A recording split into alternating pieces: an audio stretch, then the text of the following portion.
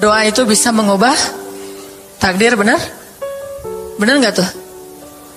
Allah yang mengubah takdir dengan doa. Jadi bukan doa mengubah takdir, tapi Allah mengubah takdir dengan doa. Dan takdir itu bisa dirubah-rubah, suka-suka Allah dong. Orang Allah yang nulis takdir, yamhullahu ma yasha'u wa yuthbit, kata Allah. Allah bisa menghapus apa yang Dia tulis dan bisa menetapkan. Jadi nggak usah pesimis, nggak usah putus asa dulu. Wah, kayaknya memang takdirnya nggak bisa. Orang yang jahat kayak saya, yang pernah punya masa lalu yang kelam, menikah dengan akhwat yang hafizoh dari pesantren apa gitu, kan kayaknya takdirnya nggak. Wal hafizin wal hafizat, gimana sih? Wal hafizin, gimana sih ayatnya? Saya jadi lupa. Orang yang soleh, orang yang menjaga diri dengan orang yang menjaga diri, orang yang soleh dengan orang yang soleh. At-thayyibin lit-thayyibat, maaf, at-thayyibin lit-thayyibat. Orang yang baik ketemu orang yang baik. Tapi kan saya mah orangnya udah keburu nggak baik duluan. Sekarang lagi belajar jadi orang baik, tapi belum baik-baik amat. Sedangkan dia mah udah terpelihara dari dulu. Kayaknya kita mah nggak sekufu, nggak selevel, beda dunia. Yang satu dunia putih, satu dunia hitam. Ini gimana nih, nggak ketemu nih. Takdirnya mungkin kita emang nggak layak untuk dia, tetapi dengan doa Allah Subhanahu Wa Taala berkuasa untuk mengganti takdir. Makanya malam ini kita akan belajar tentang bagaimana menggunakan jalur langit untuk bisa mendapatkan hajat kita, baik menikah, dapat kerjaan, punya anak, dan keajaiban-keajaiban lain yang bisa kita dapatkan kalau kita tahu cara menggunakan jalur langit. Sebelum kita masuk materi itu, yuk kita tilawah bareng-bareng ayat yang standar lah tentang doa. Udah pada tahu kan? Silahkan dibuka. Ayat apa? Surat Al-Baqarah ayat 186. Itu standar banget kalau bab doa. Surat Al-Baqarah ayat 186.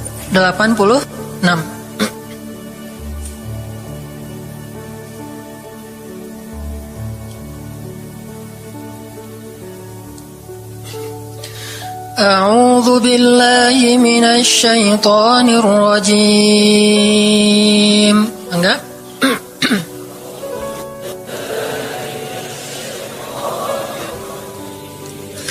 Bismillahirrahmanirrahim.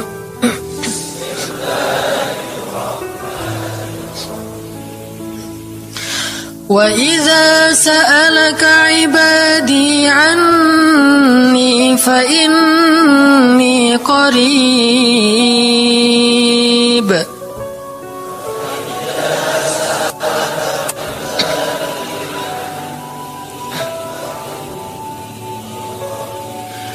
Ujibu da'watad da'i idza da'an.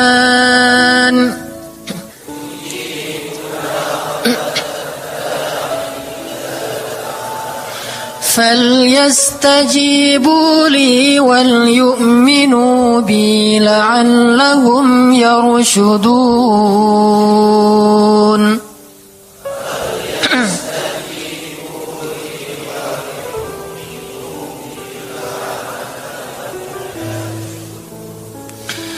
Dan apabila hamba-hambaku bertanya kepadamu tentang aku, maka jawablah bahwasanya aku dekat.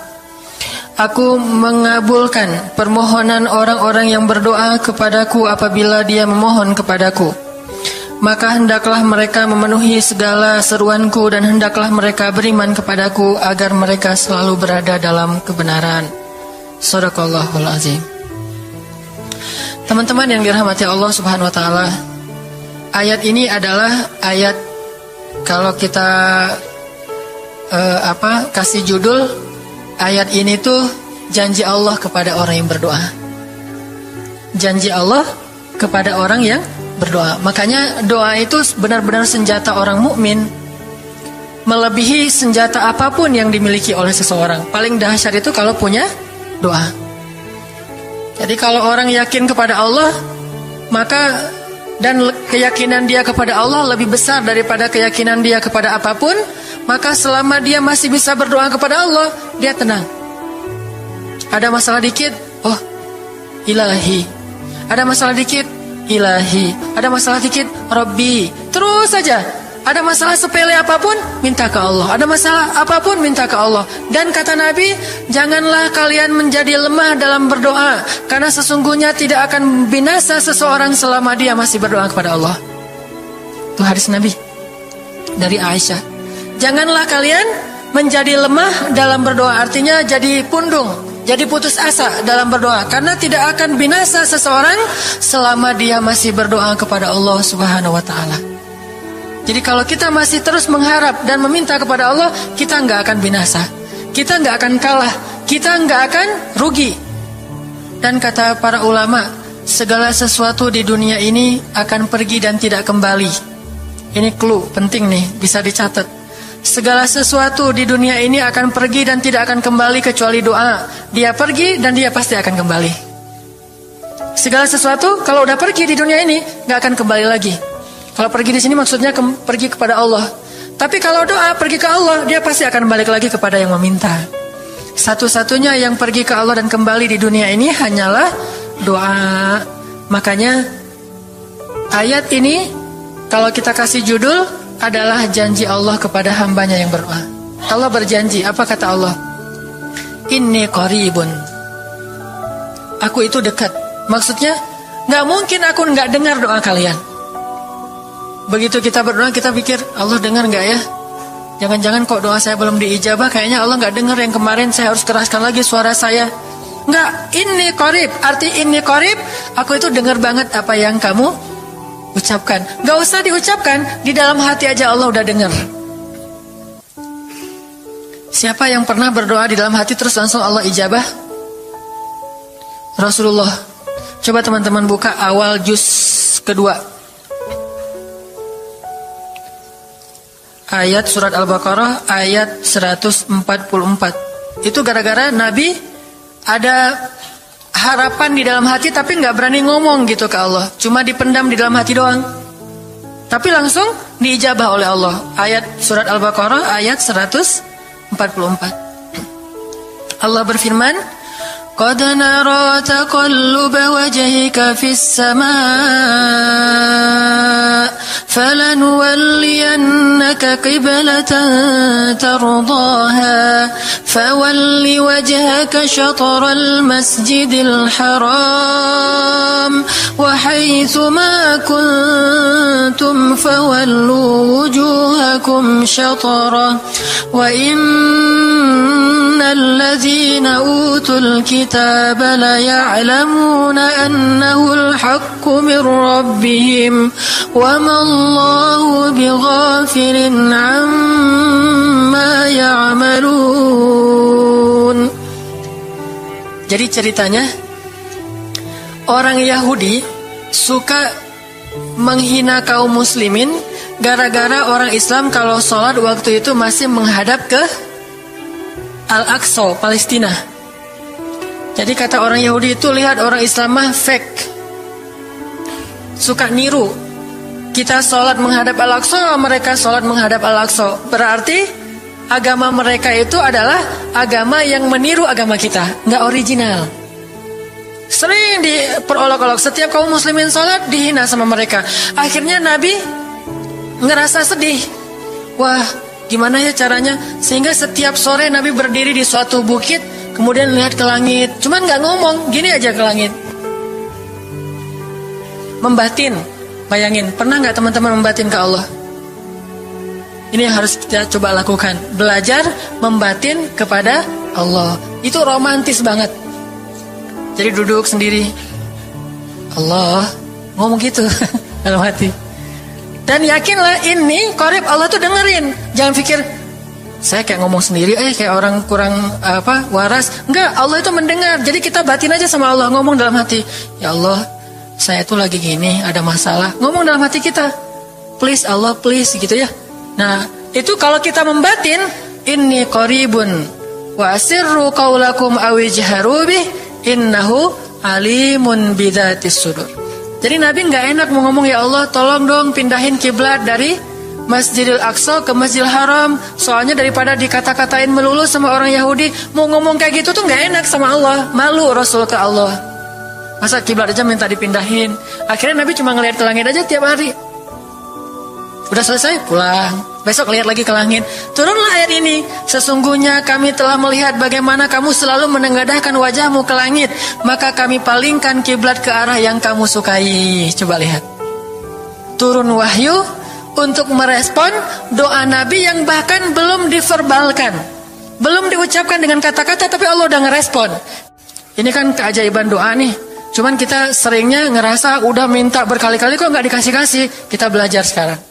Rasul nggak usah minta pakai verbal, cuman membatin doang dalam hati, Allah udah ngasih.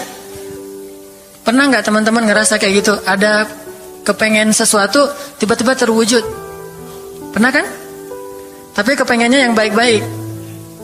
Pengen misalnya, aduh, saya pengen banget umroh, cuman mau ngomong kayak gitu mah, saya mah orangnya kayaknya nggak mungkin bisa umroh kalau ngandalin harta. Orangnya nggak mampu, kerjanya juga pas-pasan, gimana mau umroh, untuk makan aja susah. Tapi pengen banget dalam hati kita. Dan itu rindunya tuh rindu banget. Setiap kali ngelihat video atau tayangan di TV tentang umroh dan haji, menitikkan air mata. Saking kangennya ke Baitullah. Allah tahu itu dalam hati kita. Tiba-tiba ada jalan, ada aja jalannya.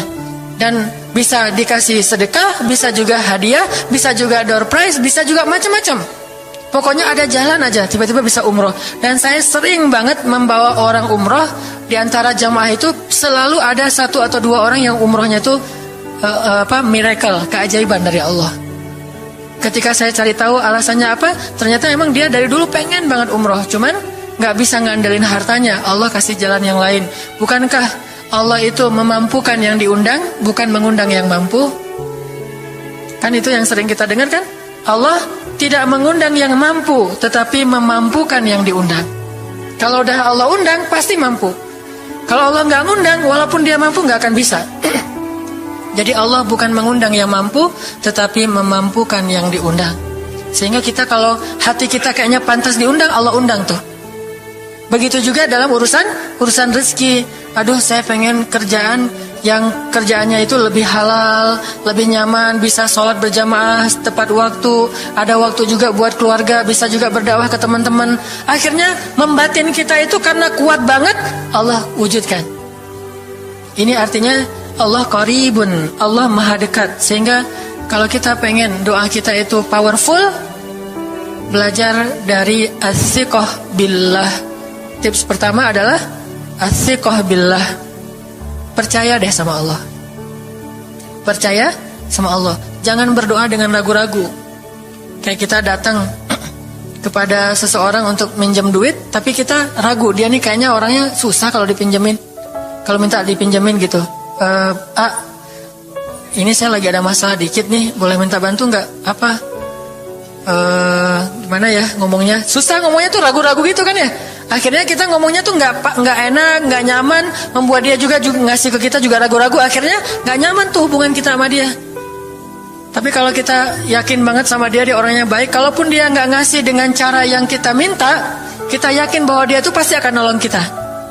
Sehingga kita akan curhat masalah kita itu dengan tulus, bahwa kita punya masalah kayak gini-gini. Bukannya kita mau minta-minta, cuman sifat dari manusia itu saling tolong menolong. Kita beritahu masalah kita, dan kita yakin dia pasti akan nolong kita. Kalau nggak bisa ngasih duit, dia akan minta tolong kepada orang lain yang mungkin bisa membantu kita. Dia akan ngasih link, dia akan memediasikan kita.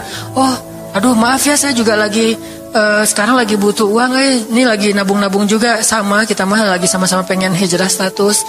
Cuman nih saya kenal ada temen nih yang dia alhamdulillah orangnya tuh suka banget bantu orang lain. Mungkin saya bisa merekomendasikan, saya bisa bantu kamu, ayo kita jalan bareng, ngomong sama temennya. Pokoknya kita yakin dia bisa nolong. Nah kalau kita yakin, percaya sama Allah, Allah itu gak butuh perantara. Allah bisa nolong kita dengan cara apapun. Walaupun takdirnya udah ditulis, kamu tuh gak akan punya istri sampai meninggal dunia. Ya Allah, masa gitu sih? Gak akan punya istri. Ya Allah, tapi gimana, masa saya mau hidup sendiri terus? Kamu gak akan punya istri, kata malaikat teh. Ini orang doanya, katakan malaikat dengerin doa kita ya. Kalau di hati malaikat nggak tahu, tapi kalau di lisan kita doa, ya Allah, beri saya seorang suami yang benar-benar bisa mendidik agama saya. Kata malaikat, Neng, ganti doa yang lain aja tuh Neng. Itu mah takdirnya udah ditulis, Neng nggak akan punya suami. Kata malaikat. Kita mah walaupun malaikat ngomong gitu, biarin aja. Ya Allah, Engkau Maha Rahman, Maha Wadud, Engkau bisa mengubah takdir. Kata malaikat, ya juga sih, cuman takdir udah ditulis, Neng. Ya Allah, terus aja. Tiba-tiba tok tok tok, Assalamualaikum, Waalaikumsalam. Ayahnya nemuin, ternyata pas kita nguping dari kamar, wah itulah calon pangeran kita yang datang untuk melamar kita, calon raja, calon imam. Malaikat heran-heran, wah subhanallah nih, si Enang ini gak putus asa dalam meminta. Kita juga gitu, doa aja terus. Walaupun takdirnya sudah ditulis, karena Allah bisa mengubah takdir lewat doa dan harapan. Masih ingat cerita seorang ibu di zaman Nabi Musa dulu? Yang datang kepada Nabi Musa bilang, ya Nabi Allah, ya Kalim Allah, saya gak punya anak, udah tua kayak gini, bisa gak ya? Saya minta tolong Nabi Musa doa kepada Allah supaya saya punya anak. Kata Nabi Musa, bisa aja sih, nggak apa-apa ibu. Ya udah saya doain, ya Allah, ini ada ibu minta anak. Kata Allah, ya Musa bilang ke dia nggak akan punya anak, itu sudah takdirnya. Kata Nabi Musa, ibu maaf, udah ada jawaban nih dari Allah. Gimana ya Nabi Musa? Allah bilang takdir ibu nggak akan punya anak. Oh gitu ya, ya udah deh pulang. Sampai di rumah, ya Rahim, ya Rahim, doa aja terus. Besok datang lagi, karena dia pengen tahu kabar dari langit. Nabi Musa itu bisa bicara ke langit. Ya Nabi Allah, saya mau tahu nih, kira-kira Allah sudah memperkenalkan belum ya permintaan saya? Permintaan apa? Pengen punya anak. Tapi kan kemarin udah, kata Allah takdirnya nggak akan punya anak. Ya coba aja dulu sekali lagi, siapa tahu sudah mau. Sekarang Allah memperkenankan. Wah ini benar-benar dia husnuzan sama Allah, sikoh, percaya sama Allah. Gak percaya kepada yang lain, percaya sama Allah aja. Nabi Musa karena udah terus aja direngekin minta gitu, Nabi Musa bilang, ya Allah, ini ada ibu yang kemarin, gimana dong ya Allah? Kata Nabi Musa, kata Allah, ya Musa, takdirnya dia gak akan punya anak. Bilang sama dia, ibu, udah terima aja takdir ibu gak akan punya anak. Oh ya, pulang lagi. Ya Rahim, terus saja sepanjang malam, sepanjang hari doa, berhari-hari datang lagi kepada Nabi Musa. Ya Nabi Allah, udah berubah belum? Udah mau belum Allah ngasih saya anak? Kan udah kemarin takdirnya, tapi coba lagi, sekali lagi aja. Nabi Musa minta lagi ke Allah, kata Allah masih yang sama, pulang lagi, gak datang-datang lagi ke Nabi Musa. Setelah beberapa bulan, datang-datang bawa bayi. Assalamualaikum, udah semangat sekarang, beda gitu ya. Kalau dulu Assalamualaikum, melas gitu ya. Sekarang Assalamualaikum, Nabi Musa. Kata ibu, ibu yang kemarin? Ya itu siapa? Anak saya. Anak ibu? Anak kandung maksudnya, bukan nyuri. Nggak, anak kandung saya ini Nabi Musa. Wah, Nabi Musa nggak wah sih, subhanallah kalau Nabi Musa. Kalau saya mah wah gitu ya. Kalau Nabi Musa, masya Allah. Nabi Musa tanya ke Allah, ya Allah, itu ibu yang kemarin katanya takdir nggak akan punya anak, kok bisa punya anak? Ceritanya gimana Allah? Ceritain dong. Saya kok nggak update gitu informasinya, kata Nabi Musa. Allah ngasih update. Kata Allah, Musa, setiap kali aku bilang dia gak akan punya anak, dia terus berdoa dengan menyebut Ya Rahim, Ya Rahim. Allah itu kan senang banget dipuji, dan Allah lebih berhak untuk dipuji. Kalau kita senang dipuji gak baik. Kalau Allah senang dipuji, emang punya hak untuk dipuji kan? Allah senang dipuji. Dia bilang Ya Rahim, kamu bilang gak akan punya anak, dia bilang Ya Rahim, terus saja berharap. Wahai Musa, sesungguhnya rahmatku mendahului takdir. Rahmatku mendahului takdir. Akhirnya dengan sifat rahim, Allah mengubah takdir ibu ini. Walaupun secara ilmiah gak mungkin punya anak karena sudah menopause, tetapi Allah yang memiliki kekuasaan atas segala sesuatu. Nah, tips pertama adalah kalau kita pengen doanya powerful, melahirkan mukjizat dan keajaiban, adalah athiqah billah. Harus percaya sama Allah. Pertama, percaya bahwa Allah Subhanahu wa taala itu Maha Kuasa mengubah apapun yang dia kehendaki. Apa yang Allah ingin, Masya Allah, kan pasti terjadi. Wa man lam yasha lam yakun. Kalau Allah gak pengen, gak akan terjadi. Jangan suuzon sama Allah terus bilang, gak enak banyak minta, amal saya sedikit, mending saya beramal aja gak usah banyak minta. Jangan memperlakukan Allah seperti kita memperlakukan makhluk. Orang kalau kita banyak minta, dia akan kesulitan. Lama-lama dia akan merasa terganggu. Tapi Allah kalau nggak diminta, dia marah. Manusia kalau kita minta banyak-banyak, dia marah. Allah kalau kita nggak minta, dia malah marah. Masya Allah ya, luar biasa. Allah tuh senang banget kalau hambanya meminta. Sehingga di antara hamba yang paling Allah cintai, di antara hamba-hambanya, hamba yang paling banyak menengadahkan wajah dan telapak tangannya. Ilahi, ilahi. Minta sama Allah. Allah tuh suka banget diminta. Orang yang suka meminta itu bahasa Arabnya awwahun. Inna Ibrahim la'awwahun halim. Ibrahim itu hamba yang awwahun halimun. Awwah halim. Halim itu artinya menahan amarah. Awwah da'a. Da'a artinya banyak berdoa. Kalau da' itu berdoa. Kalau da'a senang banget doa. Ada masalah dikit, ilahi, Rabbi, ngadu aja ke Allah, manja gitu. Dan Allah tuh senang banget dengan hamba yang kayak gitu. Sehingga sampai Nabi mengatakan, mintalah kepada Allah walaupun cuman garam. Garam aja minta ke Allah. Sepele banget masalah kita. Ya Allah, mudah-mudahan nanti nggak macet ya. Minta sama Allah. Kok macet ya Allah? Ya biar kita sabar. Udah tahu jam macet berangkatnya telat gitu ya. Jangan salahin Allah. Tapi minta, bilang, biasakan kita tuh komunikasi sama Allah dengan manja. Ya Allah, mudah-mudahan saya bisa jawab ujiannya. Udah belajar sih ya Allah, cuma nggak tahu kan semuanya di tanganmu. Minta ke Allah. Bismillahirrahmanirrahim. Makan ya Allah, ini rezeki darimu. Makasih ya, makan. Kalau bahasa lainnya makasih, alhamdulillah. Alhamdulillahilladzi at'amani hadza wa razaqanihi min ghairi haulin minni wala quwwah. Hafal tuh? Kalau nggak hafal, udah aja bismillah lah. Alhamdulillah gitu. Bismillah ya Allah, masya Allah nih rezeki darimu. Udah selesai makan, udah sendawa gitu. Alhamdulillah, Allah baik banget. Ngomong sama Allah, sering-sering komunikasi sama Allah. Dan Allah itu wa huwa ma'akum aina ma kuntum. Dia bersama kalian dimanapun kalian berada. Bersama ya, bukan ada. Kalau ada itu beda. Allah di mana-mana itu beda. Tapi Allah bersama kalian itu artinya Allah melihat, Allah mendengar, Allah menyaksikan, Allah mencatat, Allah maha menilai bersama kita. Kalau ada, dia bertempat. Sehingga nanti kalau ada anak bilang, "Mah, Allah di mana?" Allah ada di mana-mana, Dek. Tadi dia malah karena cerdas, kalau gitu di WC juga ada, kan nggak boleh kan? Ini jawaban yang keliru, kurang filsafat. Allah itu bukan ada di mana-mana. Allah bersama kita dimanapun kita berada. Itu beda. Kalau bersama, ma'iyah artinya Allah melihat, menyaksikan, mendengar, menghargai, dan terus memelihara dimanapun. Sehingga nggak usah khawatir bahwa ini mah nggak di masjid, nggak apa-apa. Selama bukan di tempat yang najis, seperti di kamar mandi atau di mana yang tempat-tempat yang nggak boleh, kita itu mah nggak. Tapi yang di tempat yang umum, di pasar, di jalan, lagi di kendaraan, di dalam masjid, di luar masjid, Allah, ilahi, Rabbi. Kalau perlu lebih lebih manja lagi, pakai irama dikit, Allah gitu. Kayak orang manggil temennya gitu. Atau kita miss call Allah dulu. Ya Allah, udah nggak ngomong apa-apa. Itu miss call. Miss call Allah. Ngapain miss call? Caper, kangen sama Allah. Allah, Allah gitu lagi. Itu zikir kan? Allah, Allah, Allah. Kata Allah, ada apa hambaku? Allah lagi, Allah lagi, Allah lagi. Terus saja Allah di miss call berkali-kali. Pas Allah buka, wah 100 miss call. Allah 100 kali zikir. Udah 100 kali miss call, Allah yang telepon balik. Ada apa hambaku? Wah, ditelepon sama Allah. Lewat kejadian-kejadian hidup, tiba-tiba ada kejutan dari Allah. Langsung bilang sama Allah, thanks Allah.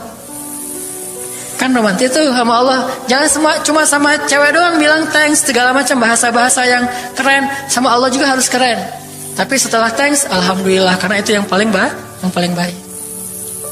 Intinya harus percaya sama Allah. Allah tuh senang banget didoain. Kita berdoa kepadanya gitu. Allah tuh senang. Terus makna percaya sama Allah juga, kita percaya bahwa Allah itu nggak akan ngecewain orang yang berdoa. Ujibu da'watad da'i idza da'an. Aku pasti mengijabah doa hamba-hamba yang berdoa kepadaku. Enggak usah khawatir, pasti diijabah. Tapi kok masih belum aja Ustaz? Nah, kita harus belajar apa itu makna diijabah. Jangan-jangan Allah udah mengijabah, kita nggak ngerti. Kayak ada analogi tentang orang yang tenggelam, terus dia meninggal sambil menuduh Allah, Allah kok nggak nolong saya? Bukankah aku sudah mengirim pelampung? Jadi pelampung itu cara Allah menolong kita. Kita berharap ditolongnya tiba-tiba selamat aja di pantai. Nggak kayak gitu. Allah punya cara. Sehingga kita harus belajar memahami maksud Allah. Allah maksudnya apa? Di antara cara Allah mengijabah, kata para ulama, satu, Allah mengijabah persis seperti yang kita minta. Dua, Allah mengijabah yang lebih baik dari yang kita minta. Yang ketiga, Allah kalau nggak ngasih persis, ngasih yang lebih baik, dikasih di akhirat. Bahkan itu lebih keren daripada di dunia. Kok di akhirat sih? Ntar dulu. Akhirat itu jaraknya nggak jauh dengan kita. Cuma 60 tahun.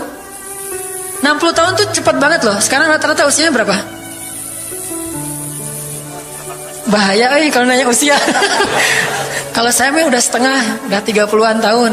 Teman-teman pasti masih 17 ya. Angkat tangan yang 17. Nggak ada, di bawah 20 tahun, di bawah 20 tahun. Yang di atas 40. Nggak berani angkat tangan, ada sih. Artinya waktu 60 tahun itu nggak lama, sebentar doang. Jadi analoginya gini, kita lagi kuliah, pengen nikah. Terus kita naksir sama seorang cewek cantik banget.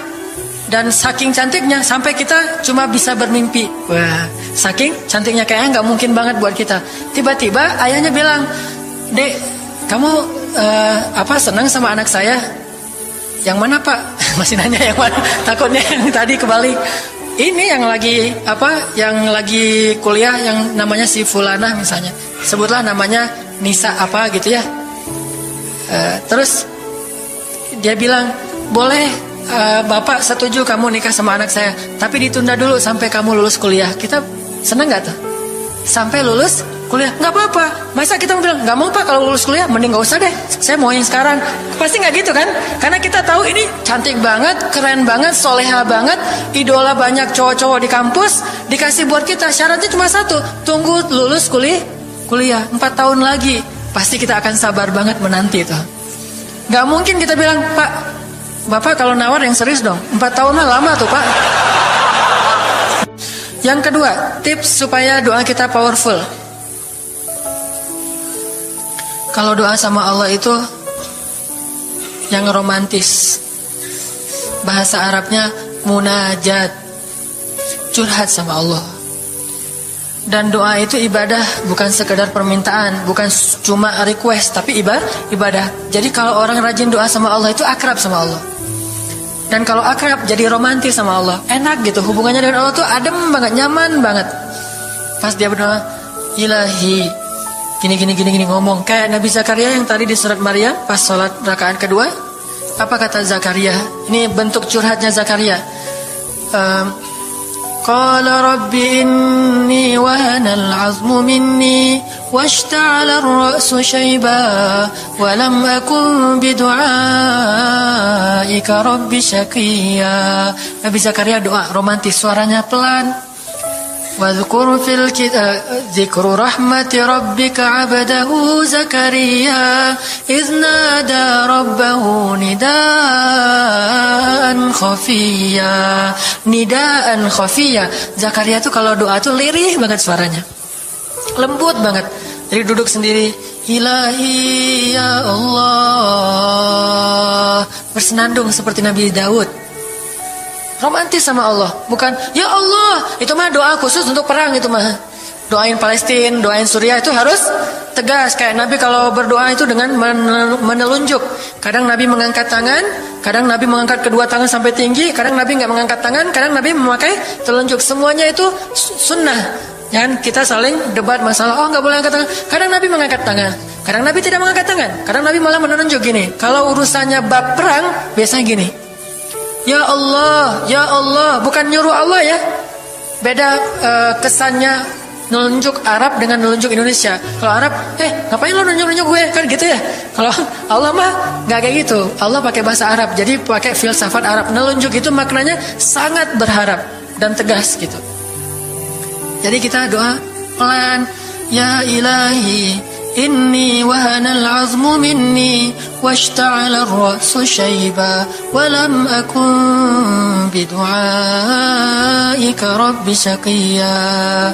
Ya Allah, tulang saya udah lemah, rambut saya sudah beruban semuanya, tidak ada satu helai pun yang hitam. Tapi saya belum pernah berputus asa dari berdoa kepadamu ya Allah. Ini namanya curhat.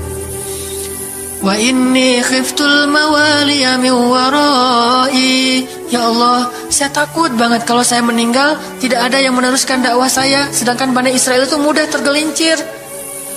Fahabli min ladunka waliya. Ya Allah, beri saya seorang anak. Walaupun istri saya sudah mandul, tapi saya terus berharap kepadamu ya Allah. Ya Allah, please gitu. Waj'alhu rabbi radiyya. Ya Allah, jadikan anak itu yang sangat engkau ridhoi. Minta Nabi Zakaria ke Allah. Tiba-tiba dapat kejutan. Ya Zakaria, inna nubashiruka bi ghulam. Wahai Zakaria, bergembiralah, kamu akan punya seorang anak laki-laki. Itu hasil curhat ke Allah. Langsung Allah kasih nama.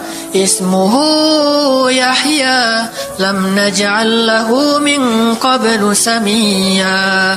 Namanya Yahya, kata Allah. Jangan cari lagi di Google. Udah ada namanya tuh, nggak perlu lagi nyari di googling gitu, nama yang bagus apa gitu kan ya. Lagi serius-serius. Ismuhu Yahya, itu sebaik-baik nama. Namanya datang dari langit. Ismuhu Yahya, lam naj'al lahu min qablu samiyya. Belum pernah ada anak sesoleh dia di muka bumi. Wah, ini first nih, anak paling soleh.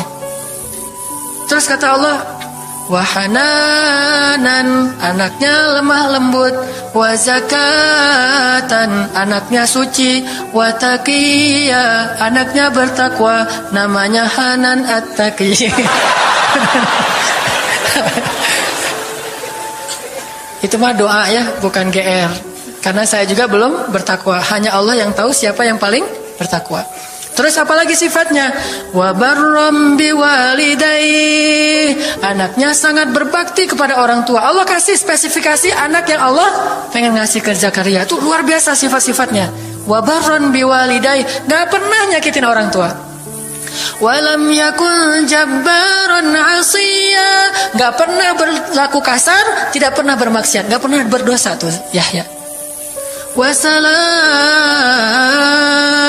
Allah menjaga dia. Wassalamun alaihi yauma wulida, Allah jaga dia ketika dia lahir. Wa yauma yamutu, ketika dia wafat. Wa yauma yub'atsu hayya, ketika dia dibangkitkan. Wah, ini dijamin dunia akhirat sama Allah. Hasil munajat. Allah kasih kejutan yang paling istimewa. Makanya bermunajatlah kepada Allah. Ya Allah, titikkan air mata, ngomong sama Allah masalahnya apa. Ya Allah, saya pengen nikah banget. Bukan apa-apa ya Allah, saya pengen punya keturunan yang soleh-solehah. Saya pengen sholat berjamaah waktu tahajud. Saya pengen diimami oleh seorang imam yang baik bacaannya, yang soleh. Saya pengen mendidik anak saya berdua dengan pasangan saya. Saya pengen yang baik-baik, sebutin. Pengennya kita, hajat kita itu apa. Cuman ya Allah, saya kurang modal. Ngomong Allah kayak gitu. Gak apa-apa pakai gaya-gaya kita sendiri, gaya Sunda, gaya apa, bebas lah. Ya Allah, kurang modal banget, gimana nih ya Allah. Tapi kan engkau maha kaya ya Allah, bilang gitu.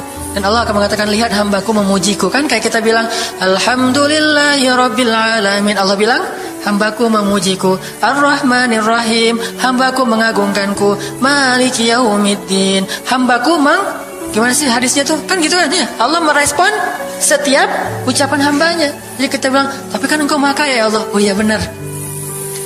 Cuman saya belum juga nemu siapa calonnya ya Allah. Tapi kan engkau maha tahu ya Allah. Oh iya. Nanti Allah tiba-tiba dalam mimpi disebutin gitu. Wah, jelas spesifikasinya, wajahnya kayak gini, senyum-senyum ke kita di dalam mimpi gitu ya. Terus kasih kartu nama. Pas kita bangun ternyata kartu namanya ada di tangan kita. Cie, kayak di film. Bisa gitu. Tiba-tiba ke save di HP kita ada nama yang saya perasaan nggak pernah nge-save nomor ini deh. Malaikat yang nge-save. Itu semuanya mukjizat dari Allah. Nggak usah khawatir. Allah punya cara. Tadi mah walaupun herai, tapi sebetulnya pesannya adalah Allah itu punya banyak cara untuk menolong hambanya. Tidak usah kita atur gimana caranya. Bukan kita yang mengatur caranya, kita hanya bermohon kepada Allah. Allah yang punya sekian banyak cara. Allah bisa pakai cara ilmiah, bisa cara yang tidak ilmiah, bisa cara yang berlawanan dengan ilmiah. Ilmiah itu kan ciptaan Allah.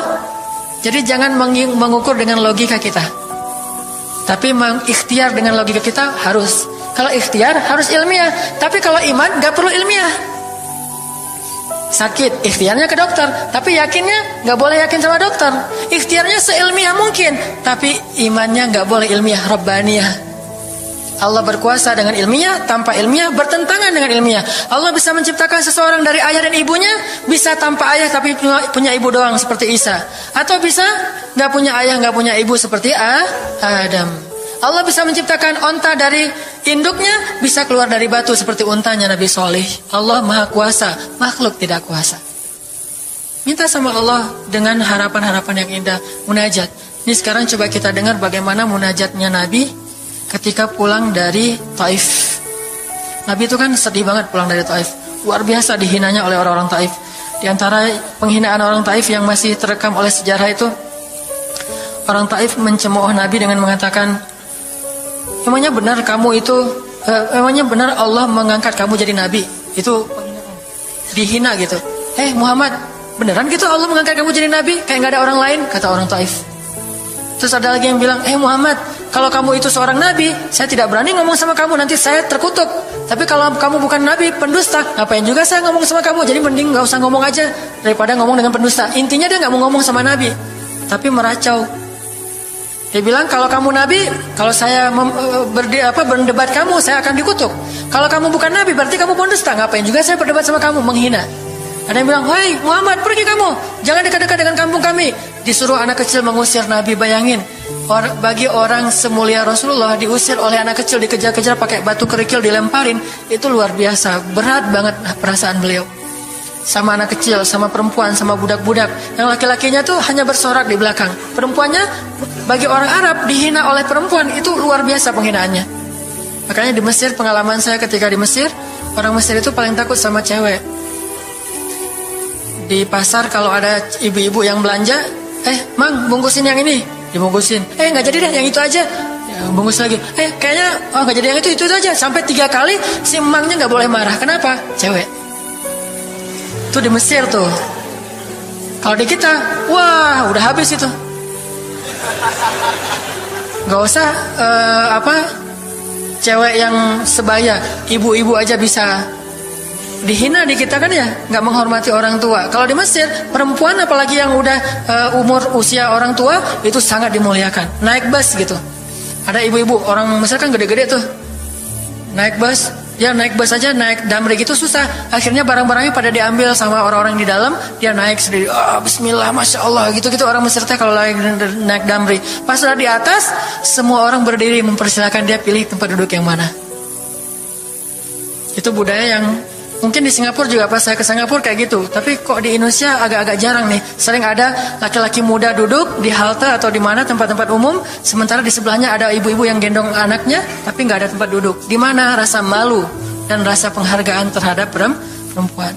Makanya kalau sampai seorang ribut dengan perempuan di tempat umum, itu di Mesir aib banget.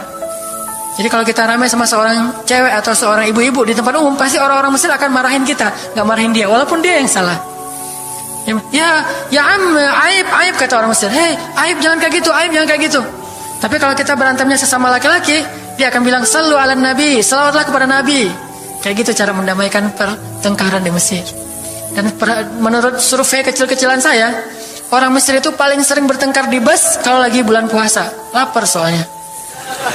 Itu sering banget, asal bulan puasa ramai di bus. Wah, orang Mesir kan suaranya kencang ya, kayak singa gitu. Wah, ramai di sama 2 orang. Akhirnya yang lain bilang sallu ala nabi, langsung sallallahu alaihi wasallam. Lagi. Tapi dia sempat salawat dulu. Kalau di kita kan apaan sih, nggak ada hubungannya juga, nggak nyambung, keles gitu. Kalau di Mesir mereka paham, kalau dibilang nabi langsung mereka menghargai sallallahu alaihi wasallam, terus marah lagi. Ya amin, sallu ala nabi sallallahu alaihi wasallam. Lagi. Kadang-kadang saking marahnya sallu ala nabinya sambil marah-marah sallallahu alaihi wasallam, saya bilang juga. Jadi sampai ada yang bertengkar 2 orang disikapin dengan bijak Orang Mesir kalau marah tuh suka bilang keledai. Ya Ahmar, wahai keledai gitu. Terus yang orang bijak ini kayaknya educated dosen gitu kayaknya, dia bilang, "Memangnya ada keledai selain engkau di sini?" Terus dia bilang, "Nggak ada." Ada. Apapun jawabannya salah. Memangnya ada keledai selain kamu di sini? Kalau dia bilang nggak ada, berarti emang kamu sendiri. Kalau dia bilang ada, berarti kamu juga keledai. Cerdas ya, luar biasa nih di Mesir. Saya dapat banyak luar biasa pengalaman. Intinya apa? Perempuan yang mengusir Nabi di Taif, perempuan, anak-anak, budak. Coba gimana perasaan Nabi? Itu benar-benar nelangsa banget, sedih banget. Begitu turun dari Taif, Nabi SAW kemudian istirahat. Habis dikejar-kejar dari pagi sampai sore di kebun kurma, Nabi lagi istirahat. Terus Nabi berdoa. Nih doanya saya bacain ya. Wahai Robku, kepada engkaulah aku adukan kelemahan tenagaku dan kekurangan daya upayaku. Wahai Robku, engkaulah yang maha rahim. Engkaulah pelindung orang-orang yang lemah.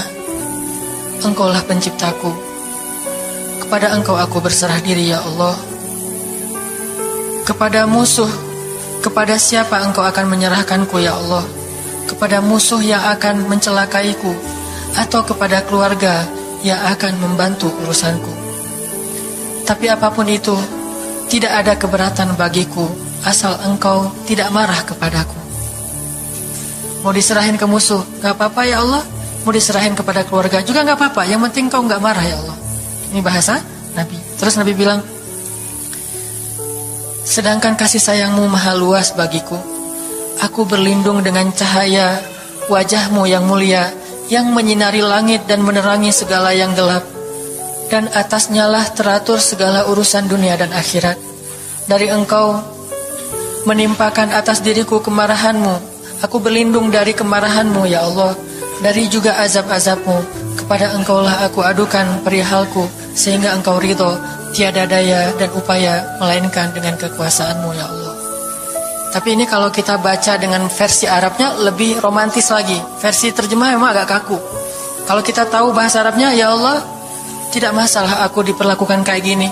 Tidak masalah aku diusir, aku dihina, aku disakiti, aku dilempari, aku dikejar-kejar. Yang penting engkau tidak marah kepadaku. Coba, gimana Nabi itu cinta sama Allah. Mendengar doa Nabi yang romantis banget sambil menitikan air mata, tubuhnya banyak bekas luka lemparan batu, bajunya itu kotor. Malaikat itu sampai gak tega, sampai Jibril turun. Wahai Muhammad, kata Jibril. Ya Rasulullah, wahai kekasih Allah, kata Jibril, Allah maha mengetahui apa yang telah terjadi pada dirimu terhadap orang-orang ini. Allah telah memerintahkan malaikat gunung untuk mentaati perintahmu ya Rasulullah, kata malaikat. Jadi kayak ada seorang anak yang nangis sedih, tiba-tiba datang ayahnya ngelus-ngelus gitu, menenangkan dia. Ya Rasulullah, Allah udah memerintahkan malaikat gunung kok, jadi menghibur gitu. Jangan sedih ya Rasul, jangan sedih, gak apa-apa, itu malaikat gunung udah siap tuh, apapun yang kamu perintahkan. Langsung malaikat gunung siap-siap gitu. Terus kata malaikat gunung, ya Rasulullah, wahai kekasih Allah, perintahkan saja kepada kami apapun. Jika engkau mau, kami akan timpakan 2 gunung ini kepada penduduk Taif, sehingga mereka mati terhimpit oleh gunung-gunung yang kami timpakan. Perintahkan ya Rasulullah, perintahkan. Kata Rasulullah, tidak wahai para malaikat.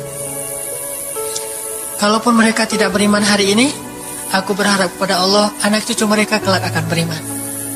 Nabi gak sakit hati kepada orang Taif. Dan Nabi juga tidak marah kepada Allah ketika beliau diperlakukan oleh hamba-hamba Allah kayak gitu. Tetapi yang penting Allah jangan marah sama saya ya. Kalau bahasa kita mah, ya Allah maaf ya saya jadi kayak gini nih. Tapi Allah gak marah kan? Gitu banget tuh sama Allah. Coba, dia udah habis-habisan, kemudian belum berhasil dakwahnya, masih takut sama Allah. Kayak kita ngedakwahin teman kita, terus kita dicela sama teman kita, dimusuhi oleh teman kita gak marah sama dia, gak marah sama Allah. Gak bilang, Allah itu sih susah ya dakwah. Gak ngomong kayak gitu. Ya Allah maaf ya, dia belum menerima dakwah saya. Ini pasti karena saya gak benar nih nyampainya. Ya Allah jangan marah ya sama saya, besok saya coba lagi, gitu sama Allah. Terus ke orangnya gak marah karena mungkin dia fa'innahum la ya'lamun, mereka tidak mengerti. Besok akan dicoba lagi, didakwahin lagi, diajak lagi, terus aja kayak gitu. Ini munajat Nabi kepada Allah SWT. Sehingga gara-gara munajat itu malaikat turun. Sama kayak munajat curhatnya Nabi Yunus.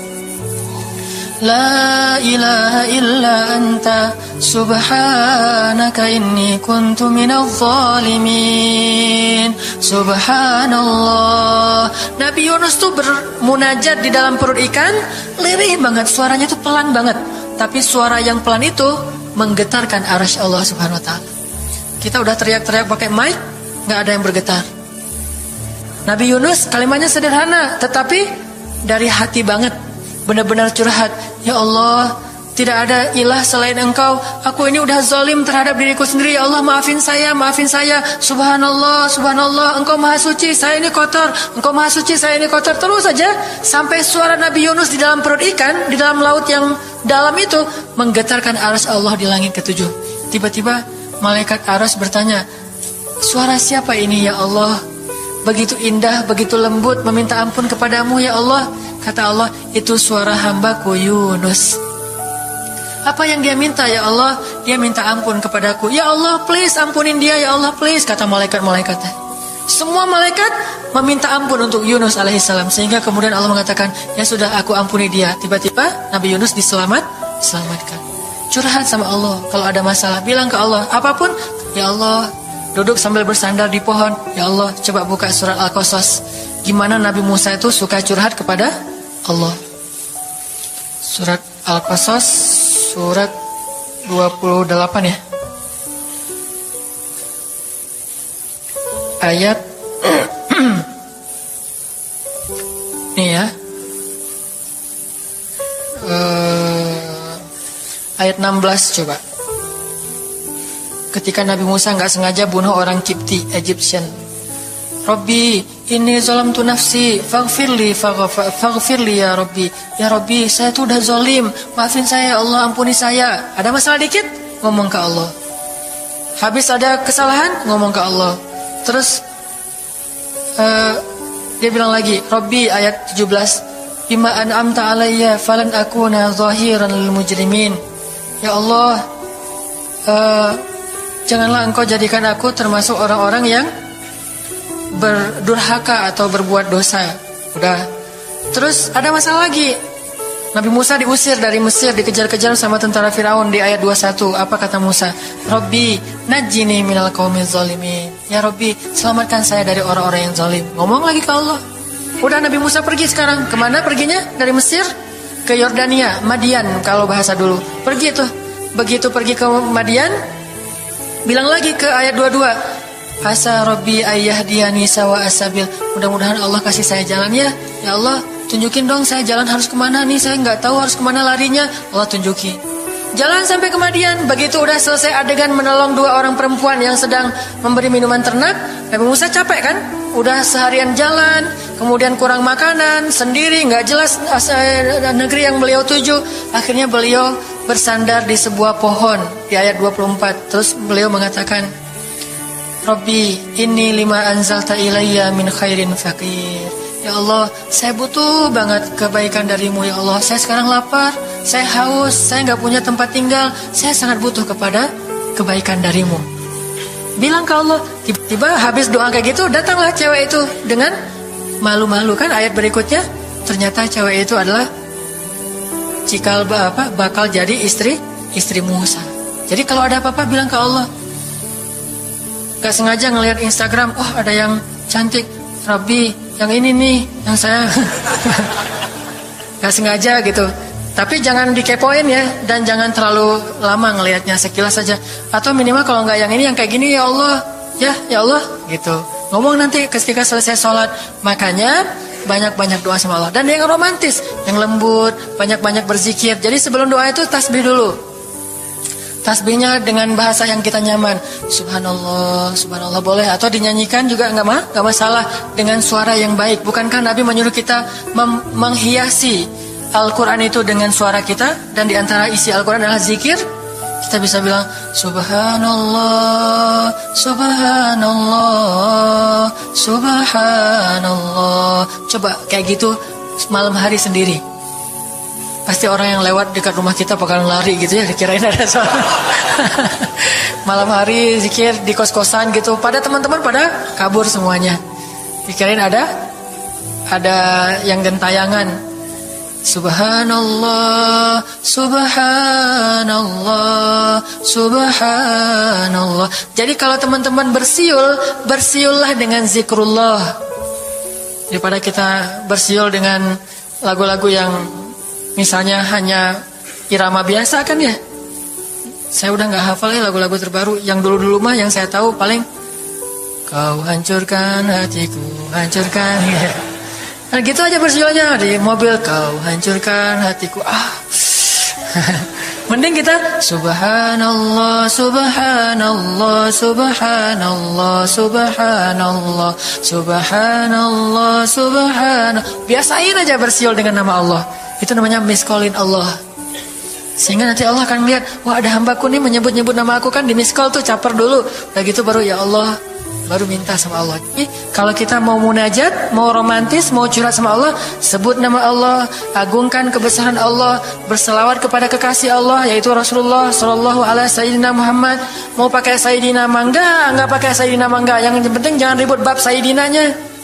Mau doa aja, enggak ada tuh sayyidina, ramai kan? Enggak jadi berdoa, ada jadi debat kan ya, komen, udah aja enggak masalah. Mau pakai sayyidina mangga, enggak pakai sayyidina juga enggak masalah, tergantung mazhab. Ada yang nyaman harus pakai sayyidina karena saya cinta sama Rasulullah. Ada yang nyaman saya justru karena cinta sama Rasulullah, enggak mau nambah-nambah kayak gimana Nabi mengucapkan aja, mangga. Yang penting salawat. Allahumma sholli ala Muhammad, Allahumma sholli ala sayyidina Muhammad. Baru minta, ya Allah saya lagi ada masalah gini nih ya Allah, sebutin, curhat sama Allah.